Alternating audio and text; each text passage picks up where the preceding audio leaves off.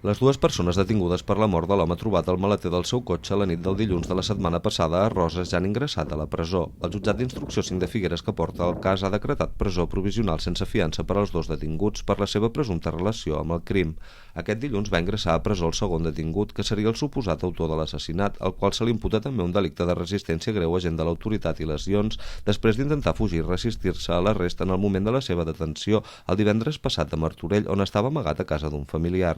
Es dona la circumstància que aquesta persona ja havia estat condemnada per l'Audiència de Girona per assassinar un jove a Empúria Brava l'any 2003.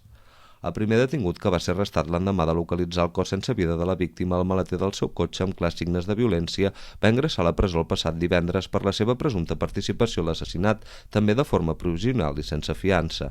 Segons l'Agència Catalana de Notícies, l'escrit del jutge que instrueix el cas estableix que queda acreditat que el primer detingut va participar en la mort de la víctima a la casa que ocupaven al Mas Boscà, fent-li cops al cap amb una arma blanca que li van fracturar el crani. El jutge també veu provat que va participar a l'encobriment del delicte, ajudant a ocultar el cos de la víctima al suposat autor del crim. El titular del jutjat considera ajustada la mesura de privació de llibertat per l'existència d'indicis relacionats de la comissió del delicte i per risc de fuga.